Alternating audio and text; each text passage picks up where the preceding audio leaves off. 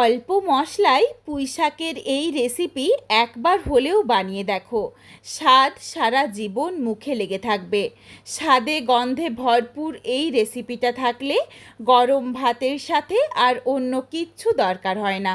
পুঁইশাকের তো আমি অনেক ধরনের রেসিপি তোমাদের সাথে শেয়ার করেছি, তেমনই আজকেরও আরও একটা রেসিপি শেয়ার করছি। আর তোমাদের আমি অনুরোধ করব, একবার হলেও এই রেসিপিটা বানিয়ে আমায় কমেন্ট করে জানাতে ভুলো না রেসিপিটা তোমাদের কেমন লাগলো।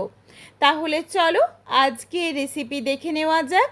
তবে কেউ স্কিপ করো না, স্কিপ করলে আমি কি পদ্ধতিতে রান্নাটা করলাম বা কখন কোন মশলার কিভাবে কতটা পরিমাণে ব্যবহার করলাম সেটা তোমরা মিস করে যাবে, তখন হয়তো খেতে এতটা ভালো হবে না। এই সবজিটা রান্না করার জন্য তোমরা কিন্তু তোমাদের পছন্দ মতো যে কোনো সবজি নিতে পারো। এখানে দেখো আমি আমার পছন্দ মতো বেশ কিছু সবজি নিয়ে নিয়েছি। পুঁই শাকটা আলাদা করে কেটে রেখেছি, ডাঁটাগুলো দুই ভাগ করে কেটে নিয়েছি ঝিঙে, বেগুন, কুমড়ো, আলু, কচু আর কিছুটা পরিমাণে নিয়েছি কাঁঠালের বীজ। কাঁঠালের বীজের পরিবর্তে যারা কাঁঠালের বীজ খেতে পছন্দ করো না, চাইলে ভিজিয়ে রাখা ছোলা দেওয়া যেতে পারে।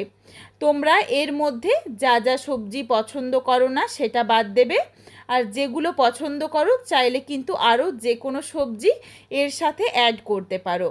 কুমড়োর খোসাগুলো দেখো আমি কিন্তু তুলিনি, রেখে দিয়েছি, তার কারণ একদমই নরম খোসাগুলো তুলে দিলে একদম গলে যাবে, এই জন্য আমি খোসাগুলো একটু রেখে দিয়েছি। আর যে কোনো চচ্চড়িতে যদি একটু কুমড়োর খোসা থাকে, যেমন দেখতে ভালো লাগে তেমন কিন্তু খেতেও বেশ ভালো লাগে। সমস্ত সবজি একসাথে কেটে ধুয়ে পরিষ্কার করে রেখেছি, শুধুমাত্র পুঁই শাকটা আলাদা করে রেখেছি, এটা পরে ব্যবহার করব। প্রথমেই একটা আমি ভাজা মশলা বানিয়ে নেব। এই ভাজা মশলাটা দেওয়ার জন্য এই রান্নার স্বাদ বা গন্ধ দুটোই একদম বদলে যাবে। কড়াই গরম করে দিয়েছি একটা শুকনো লঙ্কা আর গোটা গরম মশলা, যার মধ্যে রয়েছে ছোট এলাচ, লবঙ্গ, দারচিনি। নাড়াচাড়া করে এই মশলাটাকে একটু ভেজে নিয়েছি। তারপর দিয়ে দিচ্ছি খুবই সামান্য একটু গোটা জিরে, সামান্য একটু পাঁচ ফোড়ন আর সামান্য একটু গোটা ধনে। এখানে আমি খুবই অল্প পরিমাণে গোটা মশলা দিলাম, তার কারণ এই রান্নাতে কিন্তু গোটা জিরের গুঁড়ো বা ধনের গুঁড়ো এগুলোও ব্যবহার করব। এই দুই ধরনের মশলা দিলেই কিন্তু রান্নাটা খেতে বেশি ভালো লাগবে। খুবই সামান্য মশলা, এটা হালকা করে লালচে করে ভেজে নিয়ে এটাকে আমি গুঁড়ো করে রাখছি, এটা পরে ব্যবহার করব।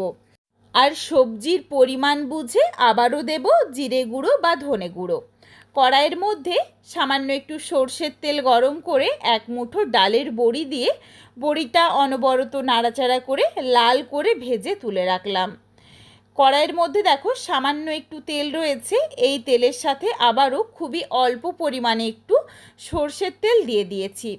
তেল গরম হয়ে গেলে ফোড়নে দিয়েছি শুকনো লঙ্কা, তেজপাতা আর পাঁচ ফোড়ন। ফোড়নটা থেকে যখন একটা সুন্দর গন্ধ আসছে, সেই সময় এখানে হাফ ইঞ্চ পরিমাণ আদা গ্রেট করে দিয়ে দিলাম। গ্রেট করা আদা দিয়ে নাড়াচাড়া করে আদাটাকে একটু হালকা লাল করে ভেজে নেব। এইভাবে তেলের মধ্যে অল্প একটু যদি আদা ভেজে নেওয়া হয় তাহলে রান্নার গন্ধটা কিন্তু বেশ ভালো আসে, তেমন স্বাদটাও খুবই সুন্দর আসে। হালকা করে দেখো একটু হালকা লাল করেই আমি ভেজে নিয়েছি আদাটা। তারপর এখানে দু তিনটে ফাটিয়ে নেওয়া কাঁচা লঙ্কা দিয়ে দিলাম। এরপরই দিয়ে দিচ্ছি একসাথে সমস্ত সবজিগুলো এই রান্নার জন্য আলাদা আলাদা করে ভেজে নেওয়ার দরকার নেই। আর এখানে আমি যেই পরিমাণে সবজি নিয়েছি তার পরিমাণ অনুযায়ী কিন্তু তেলের পরিমাণটা বেশ অনেকটা কমই নিয়েছি, বেশি তেল ব্যবহার করছি না এই রান্নায়। তার কারণ আমি তো তোমাদের প্রথমেই বলেছিলাম কম তেল মশলাতে রান্না করব। সবজিগুলো দেওয়ার পর সবজির স্বাদ অনুযায়ী লবণ দিয়ে ঢাকা চাপা দিয়ে সবজিটাকে হালকা করে একটু ভেজে নেব। লবণ দেওয়ার জন্য যেটুকু জল ছাড়বে সবজি থেকে, সেই জলটুকু একটু শুকিয়ে নিলেই হবে। সবজির থেকে দেখো যেটুকু জল ছেড়েছিল জলটা খুবই সামান্য একটু রয়েছে, আর জল নেই, প্রায় শুকিয়ে গেছে বললেই চলে। এই সময় এখানে কিছু গুঁড়ো মশলা দিচ্ছি, দিয়ে দিলাম পরিমাণ অনুযায়ী হলুদের গুঁড়ো, ঝালের জন্য দিয়েছি অল্প পরিমাণে লঙ্কার গুঁড়ো, সামান্য একটু দিলাম জিরের গুঁড়ো আর ধনের গুঁড়ো, অল্প একটু ভাজা মশলা তো রয়েছে, সেটা একদম পরে ব্যবহার করব। গুঁড়ো মশলা দেওয়ার পরই একটা বড় সাইজের টমেটো কুচি দিয়ে সমস্ত কিছু একসাথে নাড়াচাড়া করে মিশিয়ে নিয়ে ছোট ছোট করে কেটে ধুয়ে জল ঝরিয়ে রাখা পুঁই শাকের পাতাগুলো দিয়ে দিলাম। এরপর কিছুক্ষণের জন্য একটু ঢাকনা দিয়ে ঢেকে রাখছি যাতে এই পুঁই পাতাগুলো একটু মজে যায়। কিছুক্ষণ পর ঢাকনাটা খুলে একবার ভালোভাবে সমস্ত কিছু একসাথে মিশিয়ে নিয়েছি। এরপর ঢাকা চাপা দিয়ে একটুখানি সময় নিয়ে রান্না করব যাতে এই পুঁই শাক থেকেও যেটুকু জল ছেড়েছে সেই জলটা যেন ভালোভাবে শুকিয়ে যায়। এই শাকসবজির জল যদি রান্নাতে ভালোভাবে শুকিয়ে নেওয়া না হয় তখন কিন্তু একটা কাঁচা গন্ধ থেকে যায়, সেই ক্ষেত্রে রান্নাটা খেতে ভালো লাগে না।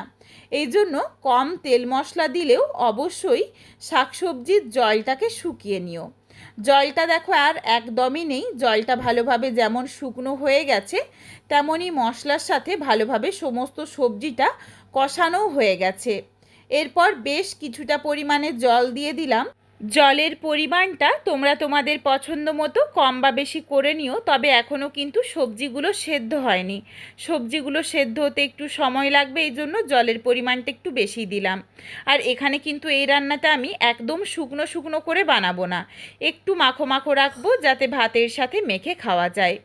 এরপর জলের পরিমাণটা তোমরা তোমাদের পছন্দ মতো কম বা বেশি করে নিও।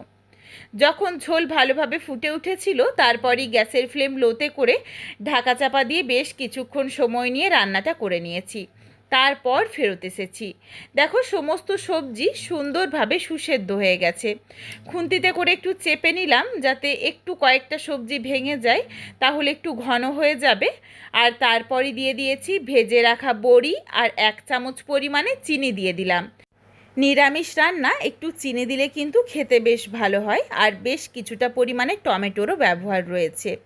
আর কুমড়ো কিন্তু খুব একটা মিষ্টি নেই, তবে এরপর মিষ্টিটা তোমরা নিজেদের স্বাদ মতো কম বা বেশি করে নিও। চিনি আর বড়ি দেওয়ার পর মিনিট 2-3 ঢাকনা দিয়ে আবারও একটু রান্নাটা করে নিয়েছিলাম যাতে বড়ির মধ্যেও এই ঝোলটা ভালোভাবে ঢুকে যায় আর চিনিটাও গলে রান্নাতে মিশে যায়।